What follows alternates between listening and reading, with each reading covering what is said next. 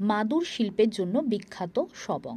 পশ্চিম মেদিনীপুরের এই জেলার অধিকাংশ মানুষ মাদুর শিল্পের সঙ্গে যুক্ত।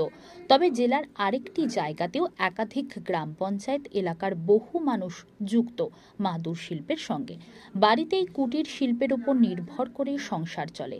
গ্রামীণ হাটে বাজারে কিংবা গ্রামে গ্রামে বিক্রি হয় তাদের হাতে বোনা এই মাদুর।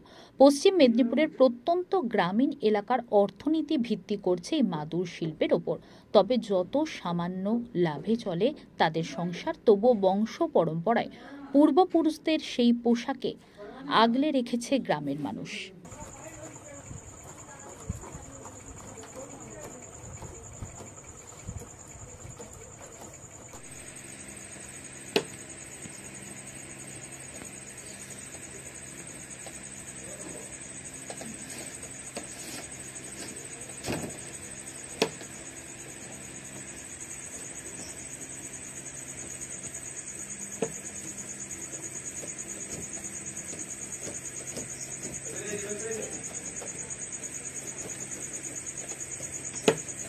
काज ऐसे की जाएगी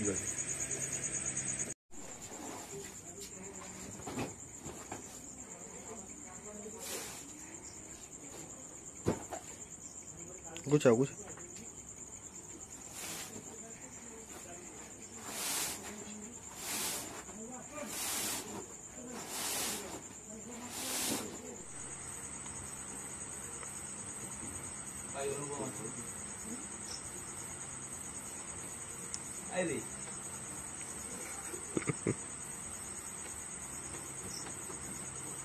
গামছাটা সুন্দর দেখা যায় রে।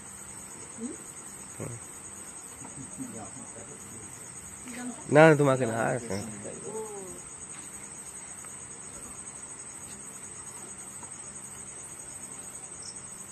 দাদা কতটা লাভজনক এই মাদুর শিল্প? এখন এটা আমাদের কুটির শিল্পের মতো চলে, লাভজনক তেমন নয়, কিন্তু আমাদের করতে বাধ্য আর কি, সাংসারিক প্রয়োজনে করতে বাধ্য হয়, লাভজনক ততটা নয়।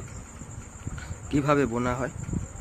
বোনা হয় মাদুরকে প্রথমে আমাদের ওই কাঠিকে মানে 4 ভাগ 5 ভাগ করার পর তাকে রোদে দেওয়া শুকনো করা হয়। শুকনো করার পর তাকে বাড়িতে নিয়ে এসে এবার ওই সুতলিকে চার টেনে যেভাবে আপনার শাড়ি কিংবা গামছা বোনা হয় সেইভাবেই হচ্ছে হাতে, ওটা হচ্ছে মেশিনের দ্বারা বোনা হয় কিন্তু হাতেই বুনতে হয় আর কি।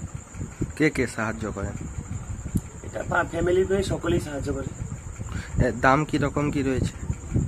দাম এটা হচ্ছে বিভিন্ন রকম দাম আছে। এটা ধরুন ইঞ্চি হিসাবেই বিক্রি হয়। ধরুন আপনার 50 ইঞ্চির উপরেই 50, 51, 52, 53 এরকম করে এক জোড়া যদি 52 কিংবা আমরা 3 হাত যেটাকে আমরা 54 ইঞ্চি বলি, 58-54 ইঞ্চি, 54 ইঞ্চি মাদুর এক জোড়া ধরুন দু পিসে দাম প্রায় 1200 টাকা মতো পাওয়া যায়। আর তার উপরে গেলে যদি 60 ইঞ্চি হয় তাহলে 60 ইঞ্চি 2 পিসের দাম প্রায় 3000-এর উপরে। তার উপরে যদি হয় ধরুন 62 কিংবা 63 এরকম যে প্রায় 4000-এর উপরে 2 পিসের দাম আর কি।